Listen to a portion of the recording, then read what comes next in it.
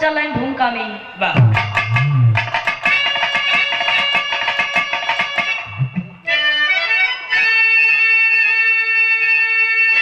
जिगर में हजारों उमंगे ये नहीं टिक, रंग इश्क के रंग में पागल जवानी, दफन कर जमाने की सरमोहया को, बनाते जवाहर कदम पर कहानी। आवेश नस नस में तांडव करे, हर जगह आज हिस्से को नाम है।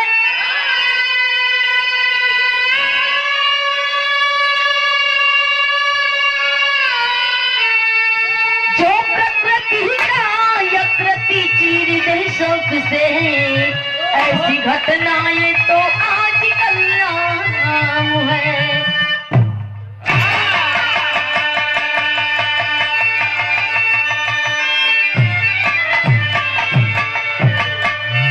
जिगर में हजारों उमंगे अनैतिक, रंगी इश्क के रंग में पागल जवानी, रंगी इश्क के रंग में पागल जवानी, दफन कर जमाने की सार मुहैया को, बनाते जवाहर कदम पर कहानी। मार सब का नकाबा गजल के भाव में।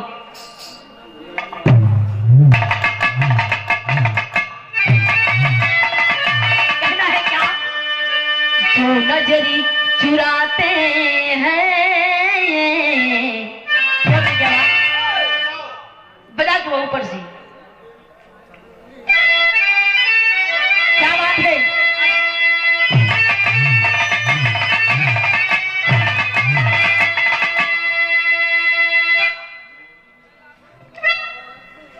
बहुत अच्छे। जो नजर चुराते हैं,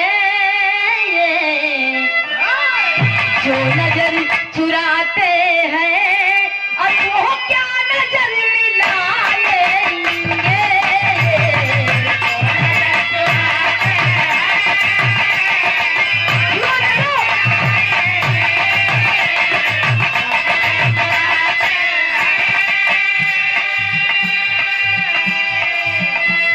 जो नजर चुराते हैं, ओ क्या नजर मिलाएंगे। दिल को तोड़ने वाले, दिल को तोड़ने वाले, दिल से क्या लगाएंगे।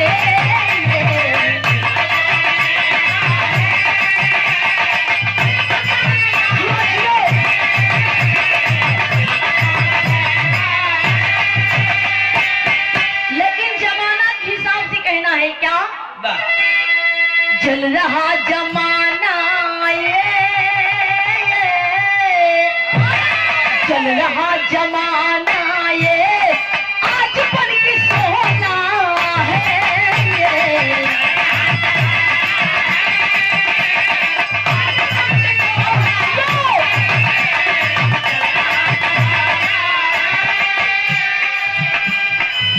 चल रहा जमाना ये, आज मन की सोला है।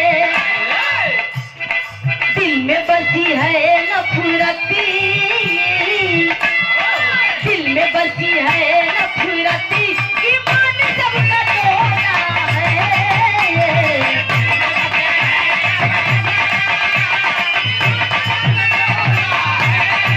जियो, जियो, जियो।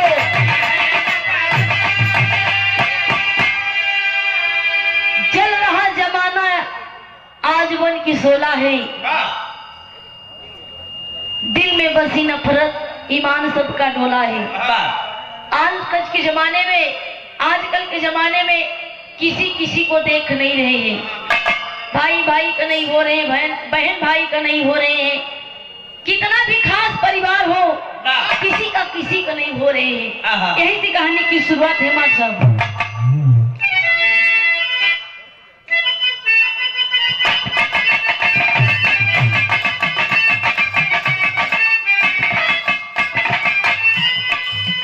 जिला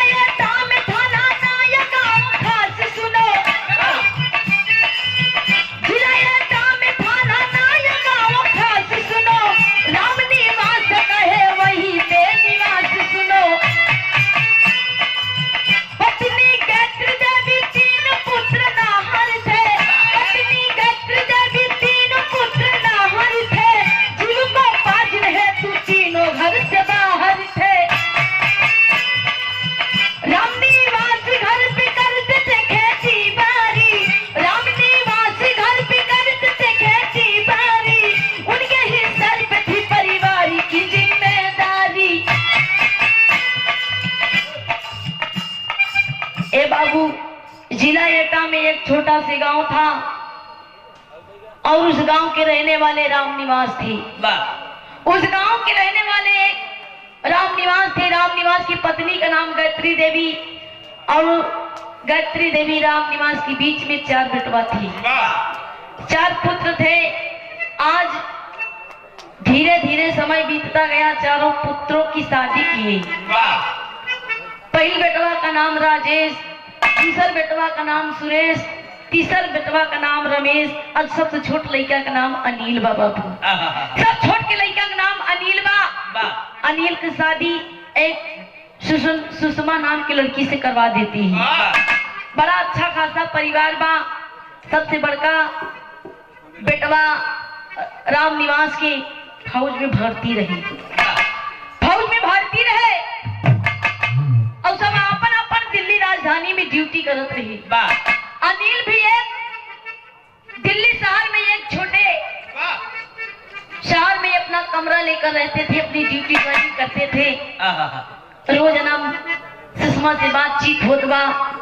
धीरे धीरे समय जब बीत गवा, विवाह होते 3-4 साल जब बीत गवा, एक दिन तमन्ना जागी सुषमा जी के दिल में कि सैया हमें भी घूमना है दिल्ली राजधानी शहर में। हम देखा थे हमारे जेठानी लोग सब लोग सैर करत थी और हम गांव में अकेले मरत थी। हमारा कुछ मन कहत है घूमे खाए टहरे के। सैया से अपने कही मार सब काना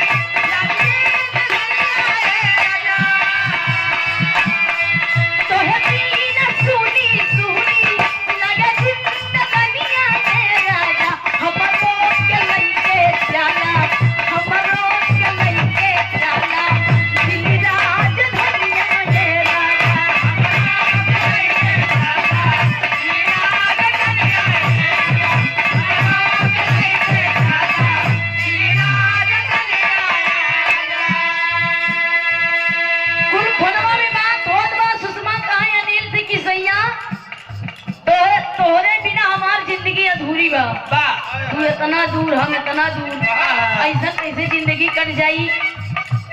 सुषमा को बात सुन के बड़ा मुस्कुराए, कहे सुषमा के बात सुन के अनिल मुस्कुराई।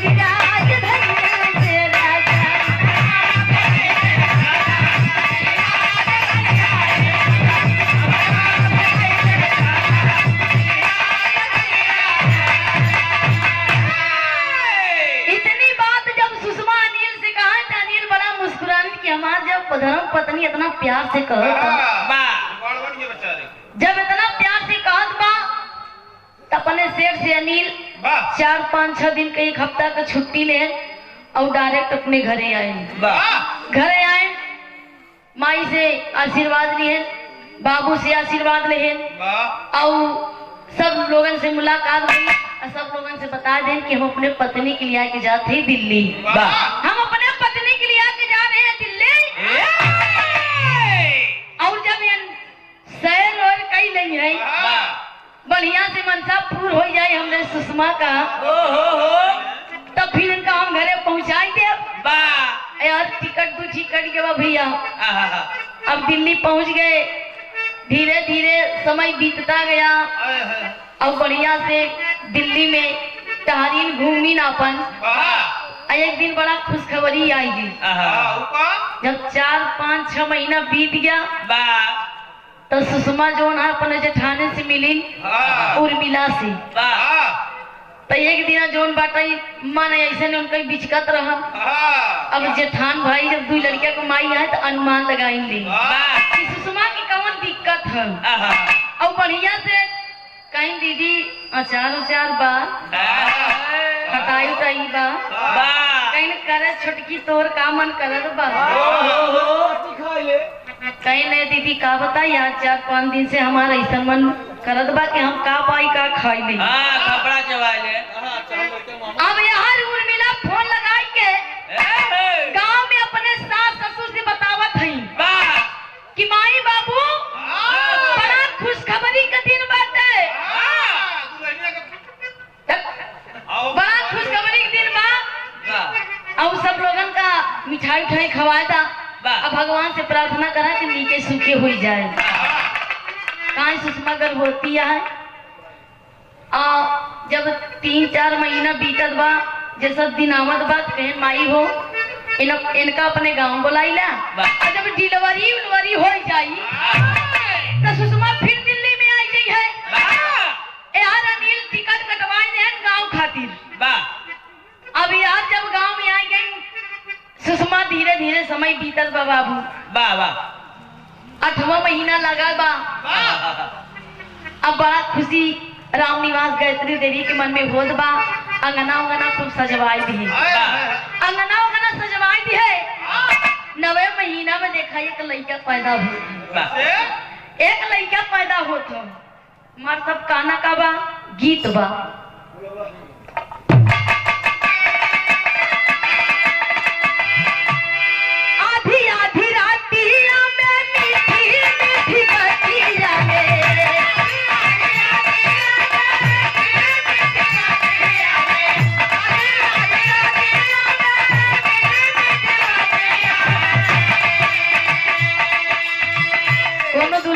मेहरारू से बचिया है, दुल्हनिया का है।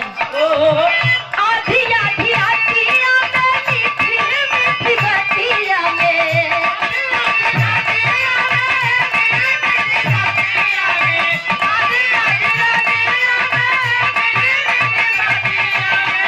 आधी आधी रातिया में मीठी मीठी बतिया में सुतले में हो गई लेती राजा।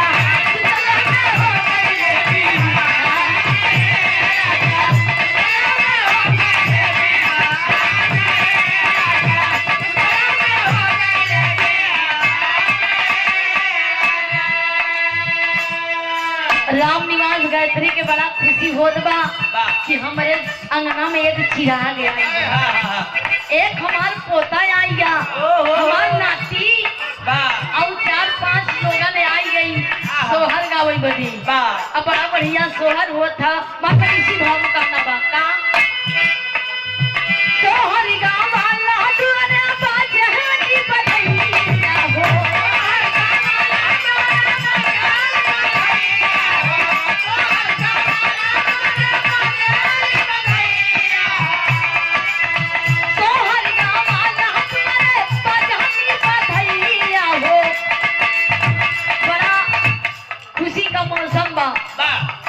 कि कितना हम दान कर देई। राम निवास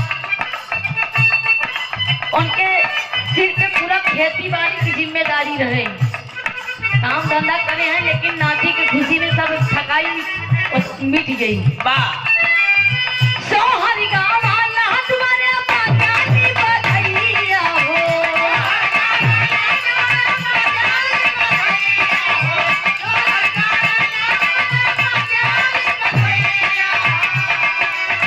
सोहर गाँव वाला तुम्हारे बाजानी बधैया हो, अंगना में हो गई लहला जो रे बाबू।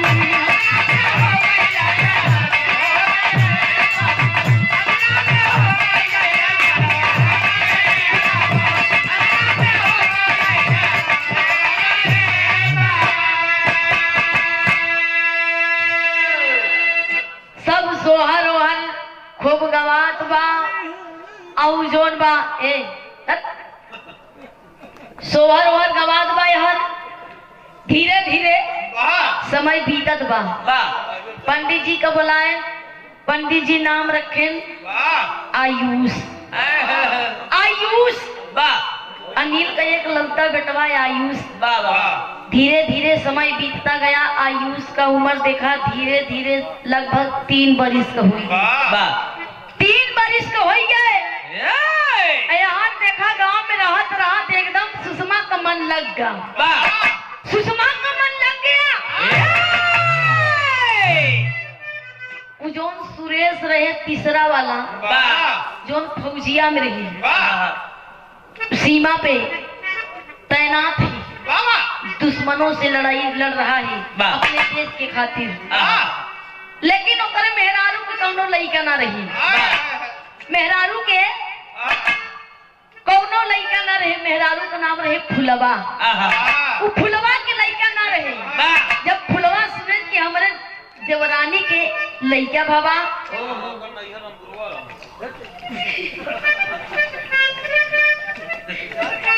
फुलवा कहा कि देखा हमरे बेटवा भाव है। अब जवान का तमन्ना रहे कि हम अपने बेटवा का मुंह देख ले, देखा ही चाहे जिंदा रहा चाहे जैसे रहा, लेकिन मैं मरते दम तक आयुष का मैं मुंह देखूंगा। भाई कहूं दूरी दूरी पे सीमा पे लड़ाई लड़ने के लिए जाते हैं, दूर दूर पे जहां पर उनका ड्यूटी लग गया। ए बाबू यार, जब धीरे धीरे समय बीतता गया, सुषमा का चाल हुई गई खराब।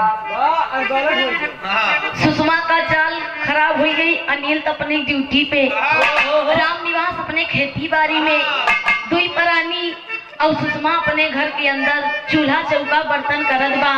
आयुष जब धीरे धीरे 3 बरिस हो गया, 3 साल हो गया, तो अपने साथियों के साथ, छोटे छोटे बच्चों के साथ खेलने लगा और सुषमा अंदर अंदर गुड़ खिलाने लगी। यानी अपने बड़का ससुर के बेटवा, माझी बेटवा जे के नाम राम खिलावन रही। राम खिलावन से भाई देवर भाभी कहते नहीं। अब जब मन बढ़ गया तो बढ़ गया। देवर भाभी में इतना गहरा प्यार हो गया। कैसन मरसन गीत बटाई।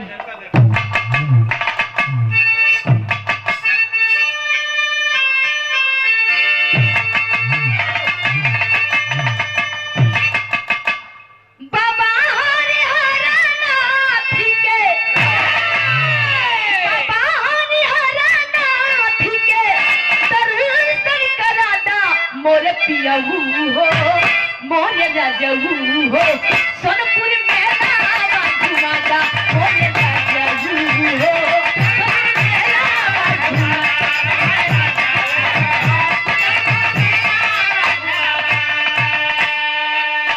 लेकिन यही भाव में कहना बा सुषमा का चाल निगाह गड़बड़ हुई गया। राम खिलावन से बात आगे आगे बात बढ़त बा। धीरे धीरे टोला मोहल्ला में कैसन मार साहब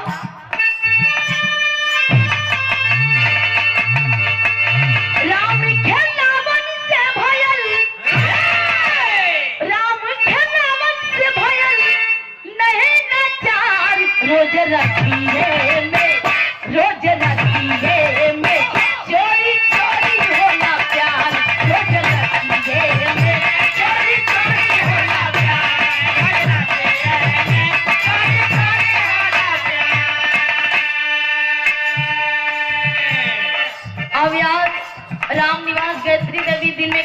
खेती-बाड़ी करे रहा है और दिन में थका माना, रात में आराम, और रात में जवन घर के अंदर दिल खिलत बा बाबू काना बा। धीरे धीरे जान गईले टोला परोस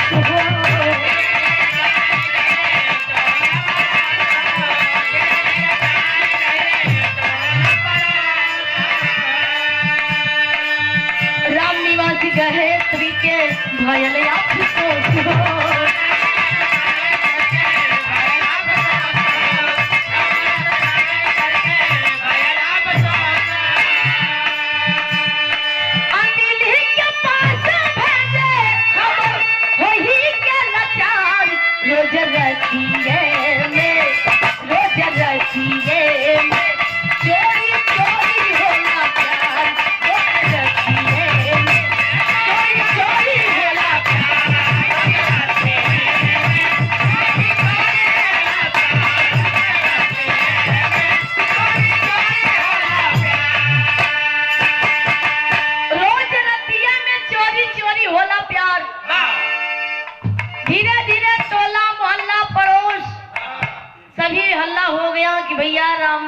छोटकी पतो बड़ा कर दिया है, बहुत खराब निकल गई।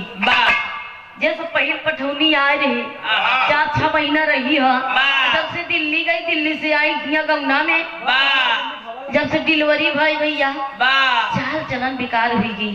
धीरे धीरे जब राम निवास गायत्री के खबर पहुंची बाबू, बड़ा शर्मिंदा हो गए। मेरा ये पगड़ी, ये मेरा मोछा एकदम नीचे हो गया। मैं कितने शान से भरी पंचायत में, भरी अदालत में मैं पंचायत करता था, फैसला सुनाता था, लेकिन आज इस सापिन की वजह से हम कहीं भी मुंह दिखावे के काबिल नहीं है। अब राम निवास गायत्री धीरे धीरे अब अफसोस करे लगे कि भैया अब कैसन होई।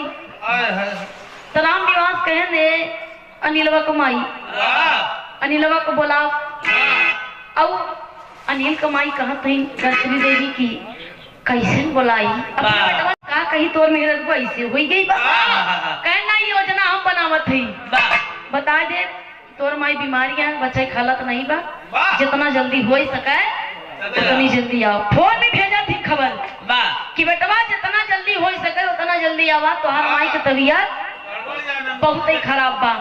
अब जब केहू अपने माई का हाल सुने, चाहे जो जितनी बड़ी नौकरी रहा छोड़ के चला छुट्टी लिया और कहने लगा मेरी माता जी की तबीयत खराब है, मुझे जरूर गांव में जाना है। सेठ ने कहा भाई तुम्हारी माँ की सवाल है, जाइए तुम, मैं तुम्हें 2 हफ्ते की छुट्टी देता हूँ, जाइए।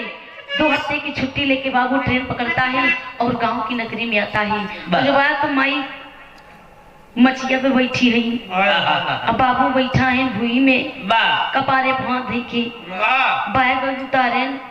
अब बेटवा आयुष मिलवे न भा अपने दोस्तन के साथ ही खेलत बा। और सुषमा जब खबर पाए कि हमार सैया आवत इतना बड़ा घूंघट काढ़े, एक बार इतना बात बनाए कहीं कहूँ ठीक बा, बढ़िया बा। अब देखा अनिल इतना अनुमान लगाए रहे कि हमसे कैसे बात करत थी। आंख में आंसू माई की आगे की बेटवा सारी बात बतावा थी कि तोर दुल्हनिया ऐसे हुई गई बात। अब जितना जल्दी हो सके बेटवा एके लेके जा, नहीं तो भरी सभा में नाक कर जाइए। अगर तनी तुली जोर बाकी बा पूरी कर जाई। हाथ जोड़ के माई कह लगी देखा बेटवा यहाँ मारा गरियाया जी, तू लिया जा, अब मरवा गरिया हुआ तो फंस जाएगा, तू लिया जा। वन अच्छे समझाया बुझाया, समझ जाई है, समझ जाई है। गया कहने लगा कि आयुष की मम्मी हाल चाल ठीक बा, ठीक बा सैया, कौनो कमी नहीं आयुष के पापा। कहना तो हम जानत है देखत है तोहार एकदम बढ़िया से हूँ, ठीक ठाक हूँ। कहे ऐसा है कपड़ा वपड़ा पैक कैला और चला दिल्ली। दिल्ली का नाम सुनते उनके बुखार चली आए। 120 डिग्री कि अब तो हमार कौन जुआन नहीं बा यार। देखा शाम की बढ़िया से जितना अच्छा खाना बनावत भव बना ना कि आप अलग अलग काठी परोस दीन और अपने सैया के परोस दीन खाए लेन बाप बेटवा अपन एक कमरा में। और आयुष देखा थोड़ा थोड़ा उहान बा कि हमार माई अब आवाई भाई कहता नहीं माई की जिया गाय के, लेकिन उनके गाय को नहीं रहे। मोबाइल निकाली नाम खिलावन लाए फोन लगाई ऐसा बात बा कसम खाती के लाइन कहना मार सबका आई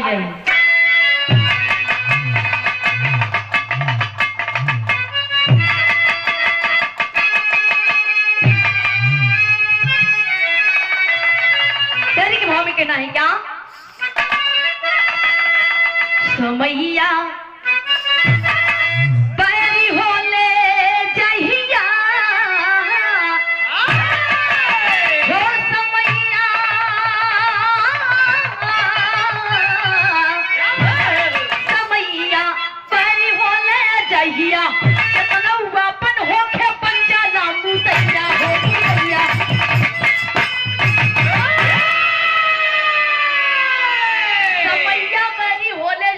कितना वापन होखे बन जाला मुदैया समैया बैरी होले जहिया।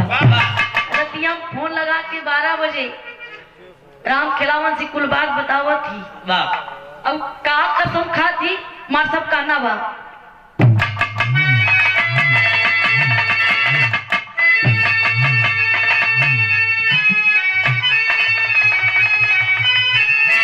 दोनों प्रेमी कसम लिया तब खाई सथवा छोड़बई ना।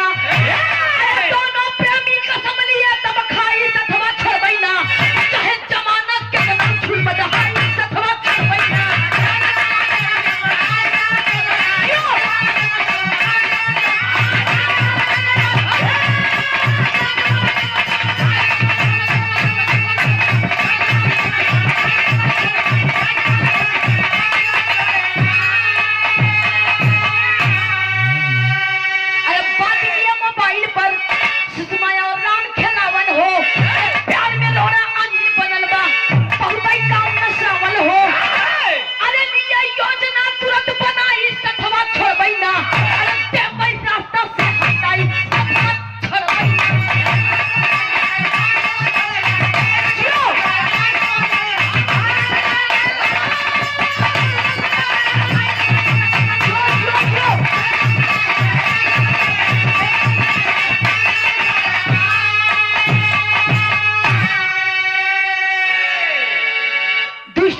सुषमा राम खिलावन से रात में 12 बजे फोन लगाती है और कहती है कि मेरा पति आया है दिल्ली से मुझे ले जाने के लिए।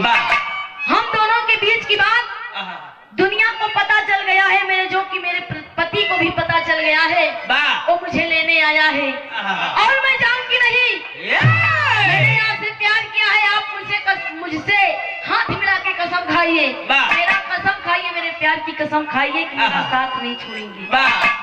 राम खिलावन कहा मर जा तब वो छोड़ा। अब कसम खा ले हैं कि आज 12 बजे रात उनका काम तमाम कही दिए। योजना बन गया कि आज अनिल का रास्ता से हटावे बा, हमारे प्यार में रोड़ा बन के आया है। अब देखा आंख में पट्टी बन गई, आशिक बहुत हो गया मन से धुना ही।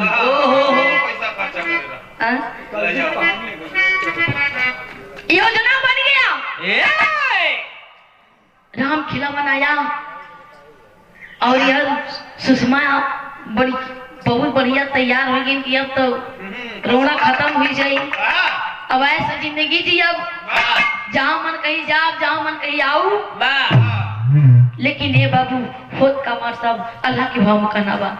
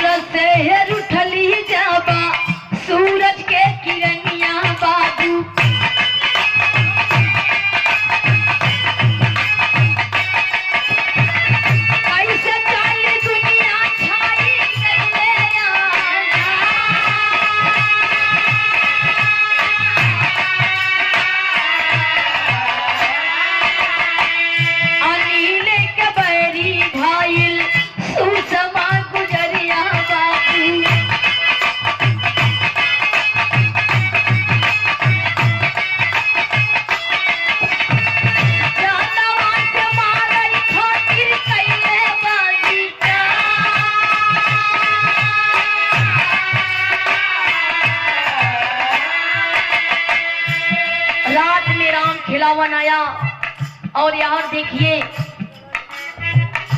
सुरेश सीमा पे गद्दारों से लड़ाई कर रहा है। यार अनिल का जान खतरे में बा, वहां एक जवान फौजी जवान अपने देश की खातिर लड़ रहा है, लेकिन काना काबा मर जाए।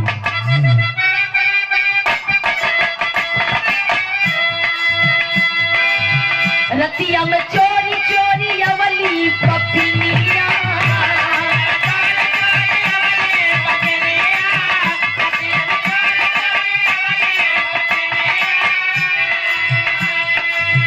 संगवा में राम खिलावन हो के तैया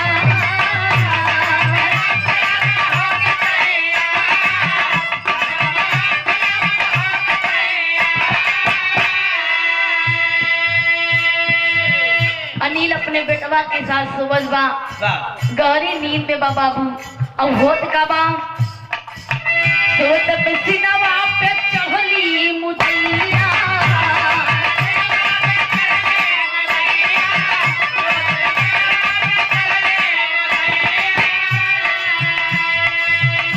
गर्दन दबल भायल सुगना फरार। गहरी नींद में सो रहा है बाबू और सुषमा राम खिलावन आके अनिल के कमरे में सीने पे चढ़ जाते हैं और गले पर हाथ लगाती है। जब सुषमा आंख खुलती है अनिल की बाबू अनिल समझ जाता है कि अब मैं बचूंगा नहीं, लेकिन आंख में आंसू लेके अनिल अपने पत्नी से कहा कि ये सुषमा आखिर अमान जी अमान तू का करबू, अगर तू चाहत तू कि हम तोरे जिंदगी से दूर चला जाए, लेकिन कम से कम हमारे बेटवा के तुम मुंह देखा, तू अंधी हो चुकी हो। ये पापी दुष्ट नालायक ये मेरे बड़का बाबू का बेटवा है। अकेले बाबू गर्दनमा पे हाथ धले बा, अकेले छटपटात बा। अब वो एक बात कह कि सुषमा अगर तू चाहत कि हम तोरे जिंदगी से दूर चला जाइए, मैं तुमसे वादा करता हूँ, तुम्हारा कसम खाता हूँ, मैं अपने छोटे बच्चे की कसम खा के कहता हूँ, मैं इतनी दूर चला जाऊंगा कि मैं तुम्हारे जिंदगी में कभी लौट के नहीं आऊंगा वापिस। हंस के सुषमा ठट्ठा मार के बोला थे किधर मैं तुझे जिंदा नहीं छोड़ सकती, मैं तुझे जिंदा नहीं छोड़ सकती, क्योंकि तू मेरे प्यार में रोड़ा बन चुका है। अजब दबले बा तो राम खिलावन इशारा करो तो कि तमाम करा नहीं सुबह हुई जाए। ए बाबू इतना कस के दाबता छटपटात बुआ अनिल आया यूस आँखी देखा खुल गई। देखत बा कि हमार मम्मी हमार पापा के सीना पे चढ़ के गर्दन दावत हो, आंख में आंसू लेके बच्चा वो मुलमुला की आंखी से रह जात बा। छोट की लड़का 3 बरस कितना जाना था कि जब हमरे पापा के मार सकत थी कि हमार मम्मी हमरों के मार सकत थी। ऐसा सोवत बा कि जैसे जाना थे कि हम कहूँ कुछ जनते ही ना है। आंख में आंसू ढक ढक ढक ढक टपकत बा। ये बाबू अंतिम समैया में अनिल कहे कि ये सुषमा हम तो से एक बात कहा थी, हम तो आज इस दुनिया से छोड़ के चला जाते ही, लेकिन हमारी बात सुना, हाथ जोड़ के कहा थी कि हमारे आयुष की कुछ मत करिए, हमारे आयुष की कुछ मत करिए, हो सके तो हमके माफ कर दिया, हमारे माई बाप के माफ कर दिया, लेकिन हमारे आयुष बटवा के कुछ मत करिए। इतने में दुष्ट पापी सुषमा अपने पति की गर्दन दबा देती है और अनिल मर जाता है। छटपटा के अपनी जान दे देता है और रातों रात अनिल की लाश छत पर ले जाके लेटा देती है, लंबा लंबा ऊपर से चादर उड़ा देती है। सुबह 4 बजे उठ के बढ़िया से नहा धोई के लाली लिपस्टिक लगा के भीतर में घुंघट काढ़ के चाय पानी की व्यवस्था कर दे, सास ससुर का जगा दी है कि एकदम भोरहरी हुई के बा भोरहरी हुई के बा। अब देखा कहते नहीं माई की जियरा गाय का अनिल को माई गायत्री देवी एकदम जियरा छटपटा था, कहते नहीं कोनो घटना हुई वाला तो कलेजा भरा था, कलेजा भरने लगा। अब देखा इधर धीरे धीरे जब 6 बजे के बाद 7 बजे का सूरज एकदम कपारे पे आवाज देती है दूरिये से अनिल के कमरा में जाके कि बेटा। अनिल बेटवा उठा, देखा सूरज भगवान निकल आए। अब दबका बाहू बड़ा के नीचे आयुष। अब बतावे का बढ़िया से एकदम का बतावे। जब देखली कि अनिल कमरा में ना बा, सुषमा तो पूछें कि दुल्हनिया अनिल कहाँ गए। अब नीचे घूंघट में हंसा दिवा एक बार कहते कि होई है कहूँ होई है। देखला छते होते पे इशारा करत बा। जब छते देखे कि देखा गर्मी उर्मी। अब गायत्री सोचत बा कि गर्मी उर्मी लगल हुई, यही से छते पे आई है। लंबा लंबा लेटल दूरिया से बुलाती कि अनिल बेटा उठ जाओ, चाय पानी बन गया है। अब चाय पानी कहला जब जिंदा हो तब न धीरे धीरे 4-5 मिनट बोलावो थे। अब तीची एकदम धक धकाल बा जाए के चतर जो भीतर थी सीधा अनिल सोवत बा जीभिया निकल रहा छाट के फाड़ पड़ी। हल्ला मचाने लगी कि मार अनिल बेटवा आज इस दुनिया से का हो गई, इस दुनिया से चल गए। आंख में आंसू लेके कहे लगी कि बेटवा हमसे कौन गलती भरे है, हमसे ऐसा कौन पाप रहे कि आज हमार लल्ला इस दुनिया से छोड़ के चला गया। हल्ला मचाने लगी। राम निवास दौड़ के आए, कहने लगी कि का भवा गायत्री देवी का भवा। देखी कि अरे बापा रे बापा सोने का सुगना उड़ गया, बिजहार से उड़ गया। गांव समाज टोला पड़ोस आए, देखे नीचे को लाश ले आए। राम खिलावन फरार हो गया। यार सुषमा अपन छुट्टी ने चूड़ी पटकत बा से अनूर मिटावत बा, घूंघटा के नीचे हंसत बा। यार राम खिलावन के बड़का भाई विनोद कुलबराज जानत रहे, जाके दिल्ली थाने में रिपोर्ट लिखवाता है। एक गाड़ी पुलिस भर के आती है और छानबीन करने लगी। आयुष दबकत बा अपने आजी के कोरा में कि माई हमके बचाला, माई हमके बचाला। अब गायत्री देवी कहा कि लल्ला तू का करत हवा, तू का बच्चा देखा इस दुनिया में बतवार बप्पा ना है। अब इधर लेडीज पुलिस छानबीन करता। राम खिलावन के बारे में विनोद सब बता दी। छोटी पकड़ के सुषमा के घर आने लगी लेडीज पुलिस। सच बता रात में क्या हुआ। अरे साहेब मैडम जी हम कुछ नहीं जानी थे, हमारे सैया खा पी के लेटे ना छत पे गए न, अब हम नहीं जाने का हो दूर तमाचा। इतने में आयुष की हिम्मत आ गई कि भैया बोल पड़ा कि साहेब हमारे मम्मी हमारे पापा के सिनेमा पे चढ़ के हमारे पापा के गर्दन दबा दी। बयान देता है और उसके बाद होता क्या हमारे साहब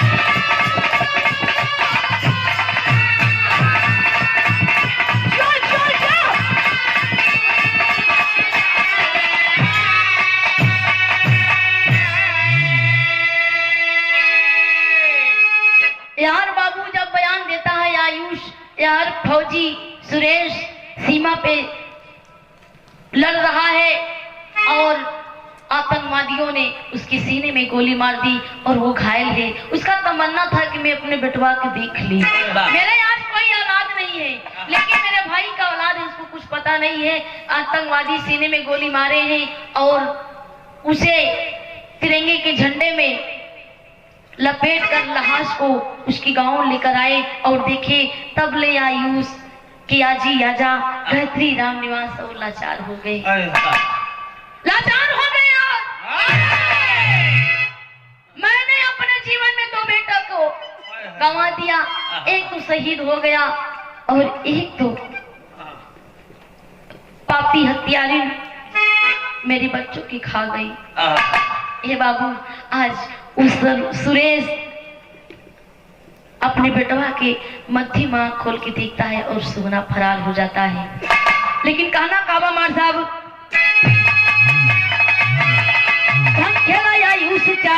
साल बाऊ मरिया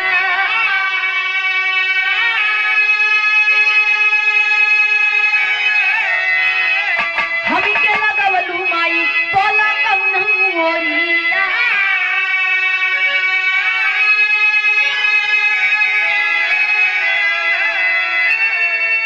मोहवा पापा के निहार बार बार रोवेला। पापा के मुंह निहार की कहती कि पापा जागा हमकी चॉकलेट की खवाई, खाना की खवाई, बिस्किट के खवाई, नमकीन के खवाई। मुंह बार बार देख के रोवता। मुहरा पापा के निहार बार बार रोवेला। मासूम आयुष होला लनवाला चारी रोवेला।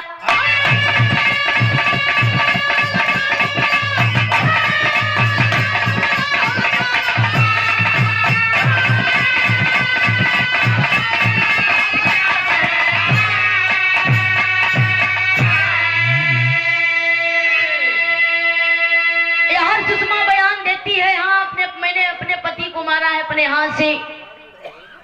पूछती है किस कारण मारा, बताती है कि मैं एक प्रेमी के चक्कर में मारी।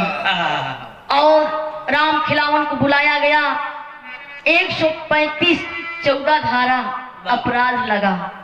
हाथ में हथकड़ी, पांव में बेड़ी, दोनों प्रेमी प्रेमिकाओं के हाथों में लगा और उनको जेल हुई।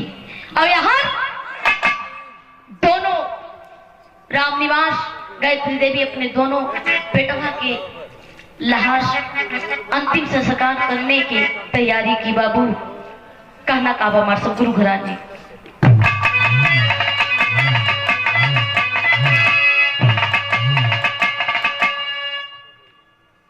अंतिम संस्कार किए और अपने बेटवा आयुष के नाती के बढ़िया से बाल की बड़ा किए। और तमन्ना रही कि अपने बेटवा के हम एक डॉक्टर बनाई। पढ़ावत लिखावत हुवन और दोनों प्रेमी प्रेमिका जेल में गए। और जब अदालत का फैसला आए तो जेल में हो, फांसी का फंदा पे हो। बोल मार सब गुरु घराने का परिचय है।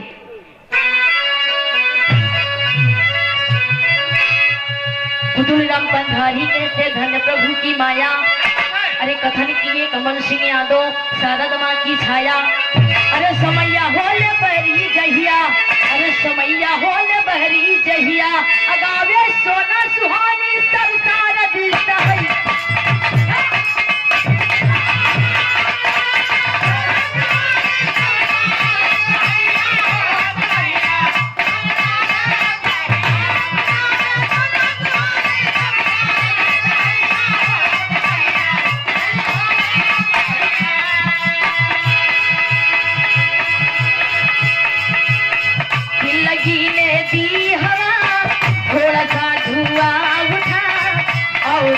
जल गई जिंदगी में दी हवा, थोड़ा सा धुआं उठा और आग जल गई। तेरी मेरी दोस्ती प्यार में बदल गई। तेरी मेरी दोस्ती प्यार में बदल गई।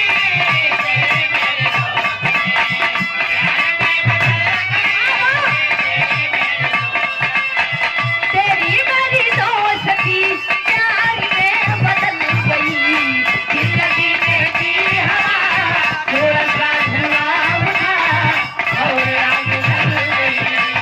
तेरी मेरी दोस्ती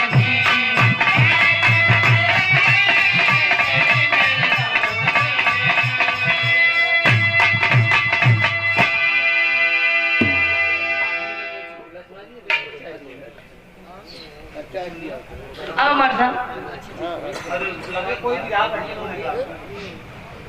अरे गाँव उनका यार उनका गाँव दे शांत रहिए। 2 मिनट तो गाना लगा।